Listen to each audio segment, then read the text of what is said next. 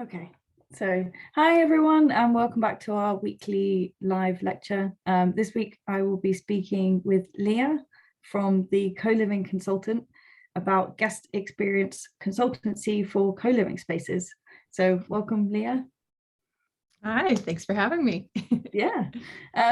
So I'm going to start today by just asking you a little bit about yourself. So where are you from and where are you right now? Where are you calling in from? Yeah, so I'm from the US originally. I'm from a small town in Indiana.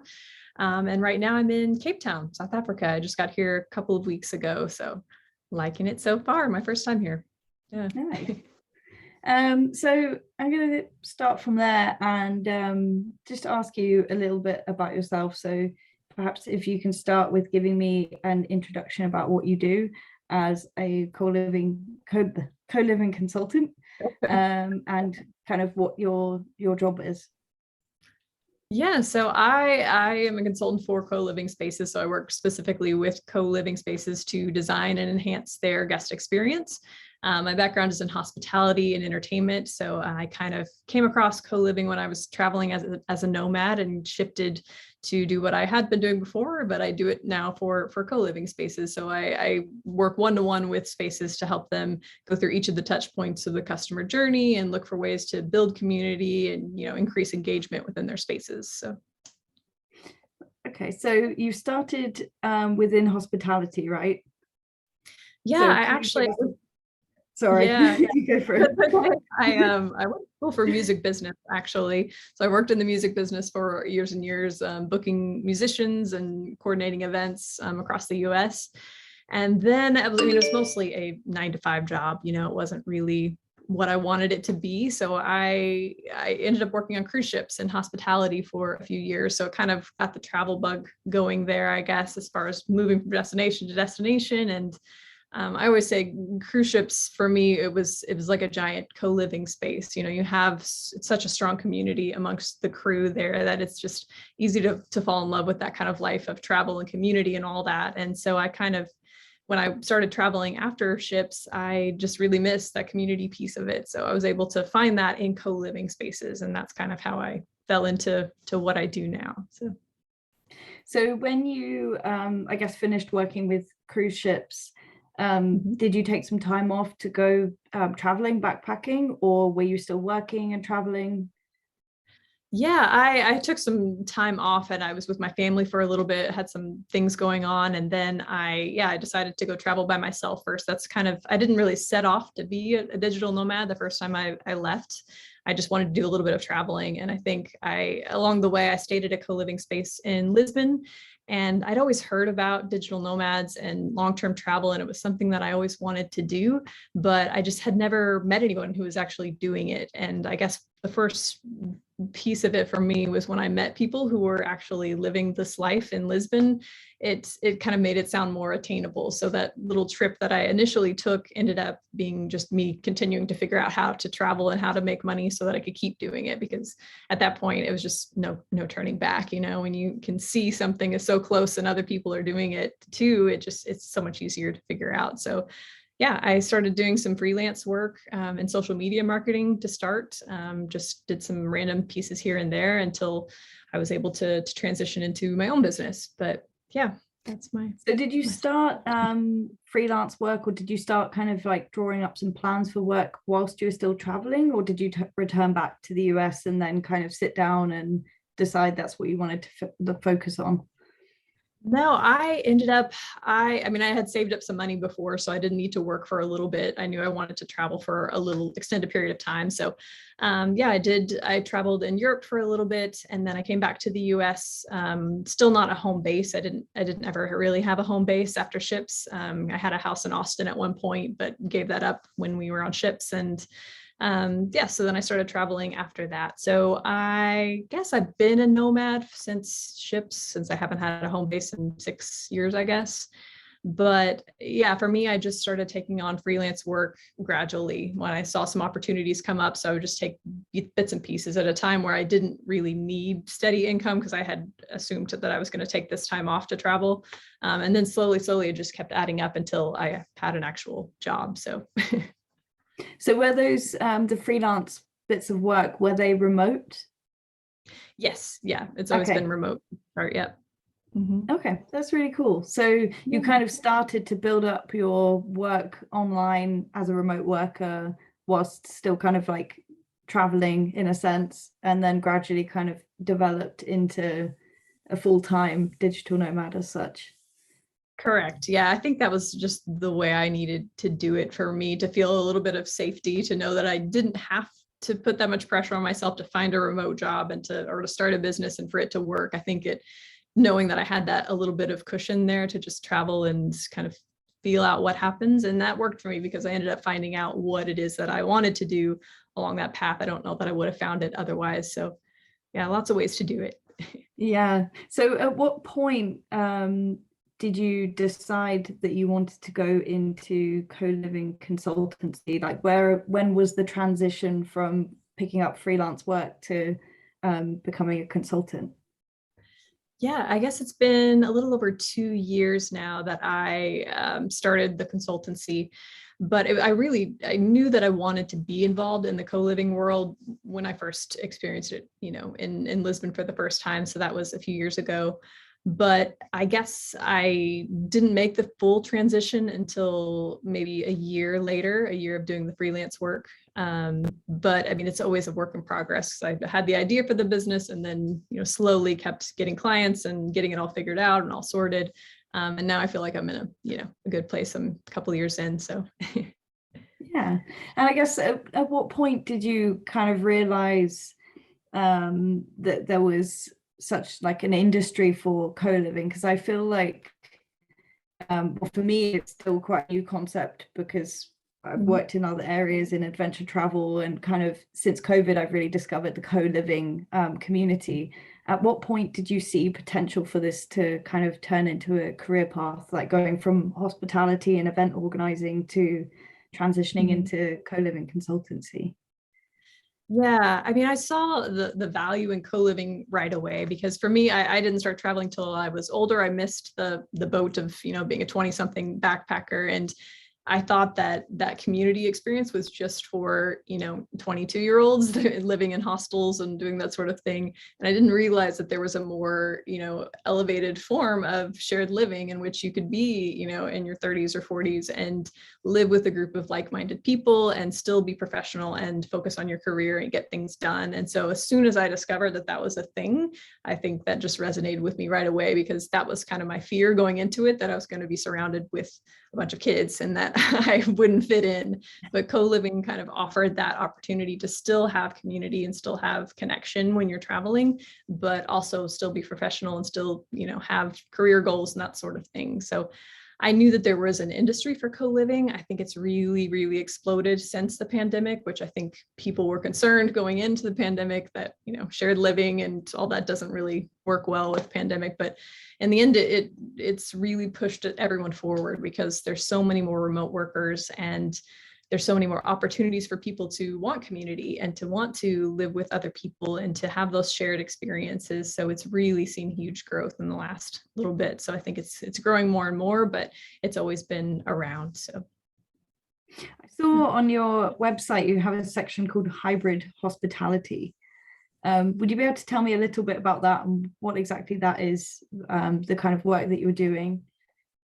Yeah, that's a relatively new division that I'm starting to work with, but a lot of hotels now are seeing the value of having remote workers and long-term people extending their stays. So a lot of hotels are sort of catering to remote workers in that they're, providing little bits of the co-living and co-working industry and in a hospitality experience. So it's not full-on co-living and it's not co-working, it's still a hotel, but you're able to implement enough to sort of make it work for people who are traveling long-term, or even just business workers who now can work remotely, providing a little more of a home-like experience than just a hotel. So hybrid hospitality sort of takes pieces of everything and makes it more valuable experience for remote workers to kind of keep people to stay longer in your space, but also provide a better space for people who are there. So yeah, I think as well that's probably even more it's going to be more relevant right now because of the pandemic and people looking for those kinds of opportunities to extend stays or to Mhm. now they have the opportunity for remote work. I can see that exploding in the next few years. Yeah, and I think a lot of hostels also are moving more toward co-living because they want longer term stays. So if you can provide, an experience where that remote workers can actually focus and get things done within your space, still have that sense of community, and that also works well. So I think everyone's kind of moving in this co-living direction, the short-term hotels and hostels and the co-living that already existed. So it's exciting to see it all kind of come together at this point. Yeah, and I guess although you've only, I guess, in the recent years set up as a co-living consultant, Mhm. how would you say your work has been impacting the, well, digital nomads and the co-living kind of industry? How would you say you've kind of helped that kind of bloom? Yeah, I think so. I work with all types of co-living. There's, the short-term, or sorry, the digital nomad type spaces, and then there are long-term residential type spaces in which people live, in big cities. They might stay for years or more, as do digital nomads tend to stay for a couple months or more. So I guess the work that I do is for the smaller spaces, to help implement hospitality best practices. A lot of them are really great at community, but they're not quite sure of how to do the processes to keep everyone happy consistently. So some of the smaller spaces, I work with them on that. The larger spaces tend to have struggles with community building because there's so many people in a space. They've got the hospitality piece down pat, but not so much the community building they need help with. So that's kind of where I fall in, because I've had practice in both of those industries, and kind of goes together with each of them. But yeah, I mean, I love the idea of creating experiences. That's just so cool to me, that there are ways that you can make someone's experience better, and to create a sense of home and create a sense of community and connection. And that's just something that's so special, different than just regular hospitality, in which you can create these lifelong connections like you can with co-living. So that's the part that I'm most passionate about. And I guess since becoming a co-living consultant, Mhm. I would imagine most of your work is still mostly remote, but have you found that now more of your work requires you to be in location? Do you actually go to co-livings and work kind of with them physically in person, or is the more remote side of your business still the main kind of aspect, I Yeah. guess? Yeah, I mean, I think everything can be done remotely. I prefer to work on site just because it's more fun, that you can kind of see things from a different angle. My very first client was in the end of 2019 at a space in Morocco that I worked with them, and I worked with them on site. But since then, everything has been remote. So I haven't had a single opportunity to work on site yet. But I'm actually at a co-living space here in Cape Town, so I'm likely be doing some work with them. So that'll be nice to be on the ground and actually get to meet people here. So Yeah, and I guess, do you hope for the future to be able to actually go round to co-living spaces to work with them, or do you think you'd rather kind of keep it remote or have a balance? yeah, I think a balance is best. I mean, that was my original intention, that I was going to hop across Europe in 2020 and go to as many spaces as I could and work on site. But then I think the push to remote has been a good thing, because you can reach different people in different ways, and I think more people are open to opportunities to work with someone remotely, whereas before maybe they would want someone on site. So I think people are just open to lots of different things. So yes, I like working personally. I like working on site because I think you can get better connections and get to know people a lot easier. But it's not 100% necessary. I've seen so. Yeah, for sure. So we have quite a few people in our community that are aspiring digital nomads. So I wanted to ask you a little bit about what have been your biggest challenges with remote work, whether it's to do with generating and finding work, whether it's been actually working, like you were saying, actually in location or remotely. Yeah, Mhm. what have been your biggest challenges so far? Yeah, so far, I mean, the biggest challenge I think as a nomad in general, for me at least, is staying consistent with your work when you're moving around. You know, it's easy to get distracted when you go to a new place and you want to do all the things, but you know that you need to focus and do work. So that's been the biggest struggle for me. I've actually found it easier going remote, finding more people to work with because more people are willing to hop on Zoom calls that you might not have been able to reach before. So I think that part is a little bit easier. But yeah, in general, I guess it's more of the logistics and scheduling and getting in a consistent routine that would be the biggest struggle for me. Not being able to hop around quite as much. Yeah, but other than that, it's pretty ideal. Have you found any challenges with working between different time zones? Yes, I mean, most of my work is in Europe or European time zone, so I like to stay on this time zone. Even South Africa is about almost the same as Europe, so that's nice. If I have to do work in the US, it's usually not that bad because I'm ahead of schedule, so that's not terrible. I haven't had any clients in Asia yet, so that would be a different kind of struggle, but so far so good. Yeah. Do you think if you were to accept clients on a different time zone, that's quite a big difference, would you move there, do you think, to make it easier? Or Um, I don't know. I think I probably wouldn't take on clients if it were going to change my lifestyle in a huge way, because there are plenty of opportunities within my time zone. So I wouldn't focus on it that way, I don't think. Yeah. and I guess opposite to the biggest challenges, what have been your biggest rewards with the remote work lifestyle? Yeah, I mean all of it. It's just been I mean, deciding to be a remote worker and to be a location independent especially after so many years of working a regular 9 to 5. And I feel like I appreciate it a lot more than some people who maybe been doing it since the beginning. I don't know, but I guess all of it is just, it's every day you get to choose where you want to be and you get to be intentional with the way you live and experience life in so many different ways. It's so much different than just, going on a vacation once or twice a year. It's being part of so many different cultures and connecting and feeling like a local everywhere you go. It's just, there's just nothing else like it. And there's no other way to do it, I don't think, unless you really dive in and live the remote lifestyle, at least for a little bit, a few months at a time a year, because it's just so hard to get that glimpse of reality, what spaces or what cities are really like, unless you spend an extended period of time there. So I think that has just been such a benefit for me. And getting to not only experience so many places in the world, but to really dig in deep and feel like I'm part of something, which is just, irreplaceable. It's yeah, no turning How back, I don't long? think. Yeah. How long is your preferred time for staying somewhere? Like, what do you think is the best amount of time to be able to get to feel completely immersed in a place?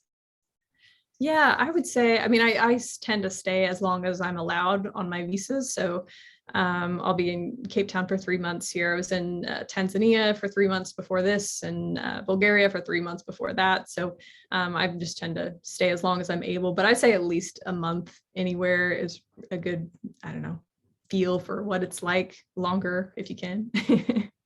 Yeah. And I guess another question kind of in relation to that as well. Are there any kind of worries with remote work and kind of being a freelancer or kind of working for yourself? Obviously, you don't have the same kind of job set up as you would working a 9 to 5. Like, are there any worries that you have for maybe the future or for the work that you do?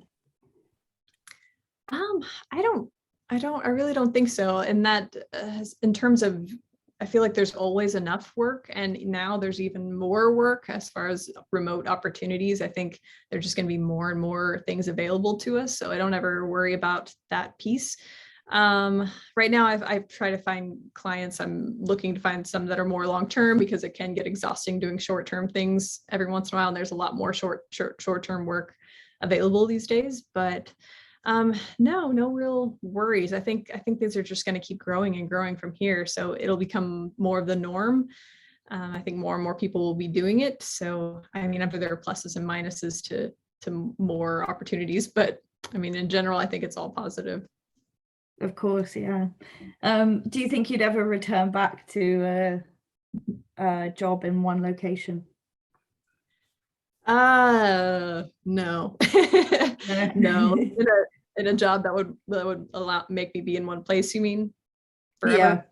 yeah, No, I don't think so. I mean, yeah, I mean, once you've had that flexibility and that opportunity to experience other places, I can't imagine. I always say there's no place in the world that I think I could just say, this is where I'm going to be forever. So, yeah, no, there are too many benefits to having flexibility in your remote work, because you can stay somewhere forever if you want to. If you find a spot that feels good and it feels good for 6 months or a year or 2 years, you can do that, but you can also leave anytime you want also. And if there's something else that comes available, so it just opens you up to so many more opportunities that, you can take things that come up in the moment.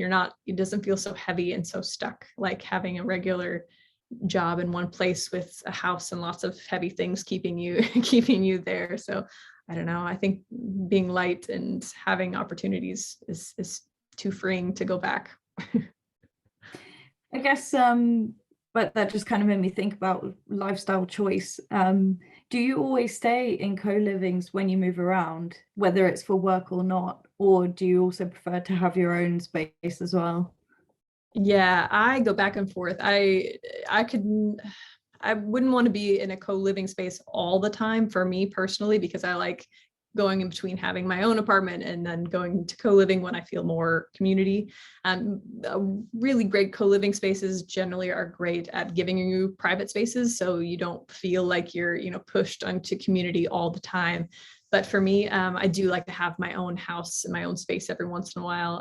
Actually, I pet sit for people.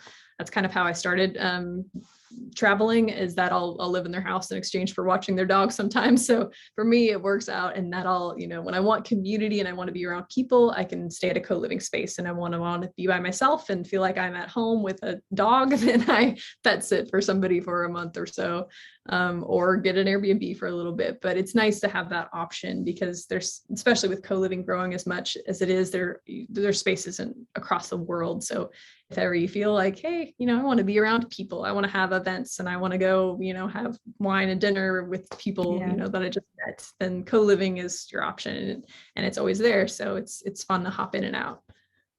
Do you think that you make perhaps more meaningful connections with co-living spaces as opposed to co-working, or do you think they both kind of serve the same purpose?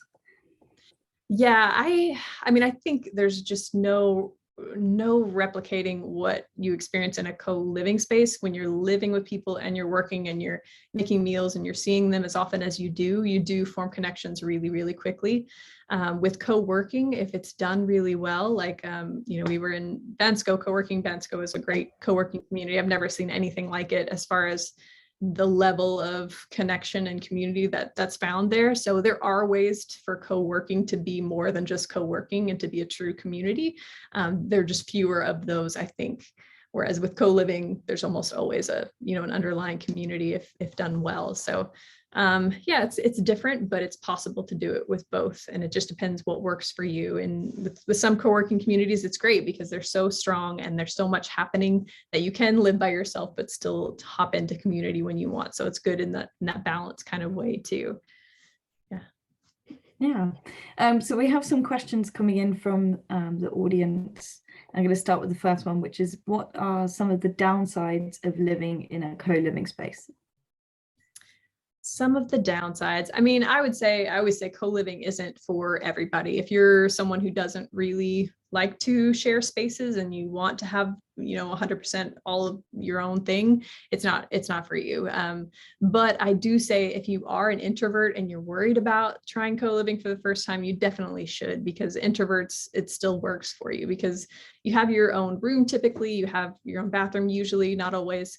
But you do have your own private spaces. It's just when you want community, there are community opportunities for you. So some downsides, I guess you have to be willing to share some spaces. So if that's not something you're interested in, it might not be for you, but there's so many more benefits to it. I think co-living is for people who don't mind sharing spaces because they see the benefits they're getting from the community piece and having people to hang out with, and, events and opportunities for connection.